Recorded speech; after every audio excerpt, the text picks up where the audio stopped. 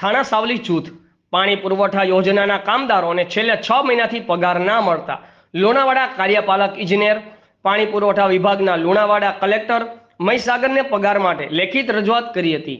હવે જોવાનું રહ્યું કે આ કામદારોને તેમનો પગાર કેટલા દિવસમાં મળે છે।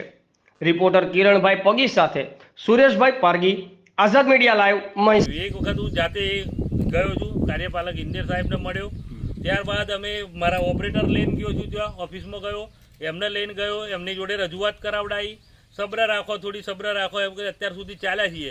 પછી અમે લેખિતમાં આપ્યું છે, લેખિતમાં એવું આપ્યું કે પાણી અમે બંધ કરી દઈશું 5 દિવસમાં, જો અમને કોઈ એનો નિકાલ ન મળ્યો તો। એવી રજૂઆત બી કરી છે, કલેક્ટર સાહેબને બી જાણ કરી, જેઠાભાઈ ભરવાડ સાહેબને બી પત્ર લખ્યો છે, અમે કુંવરજી બાવળિયાને બી લખ્યો છે, બધી જગ્યાએ અમે રજૂઆતો કરી છે। હવે અમે પાણી બંધ કરવાની રજૂઆત કરી છે, આજે 8 દિવસ થયા, ત્યાં સુધી કોઈને કોઈ એક્શન લીધું નહીં, કોઈ આવ્યા નથી અમારી જોડે, તો આનો નિકાલ શું કરીએ। પછી અમે કંટાળીને પાણી બંધ કર્યું છે। શું આગળની તમે શું અમને પગાર મળી જાય, એ જ અમારો એ જ અમારી રજૂઆત। બરાબર, શું નામ છે ભાઈ તમારું? સોલંકી બળવંતસિંહ રામસિંહ। તમારે શું રજૂઆતો છે? અમારી રજૂઆત એવી છે સર કે 1/1/2024થી અત્યારે 17/7/2024 થઈ છે, ત્યાં સુધી અમારો પગાર મળ્યો નથી।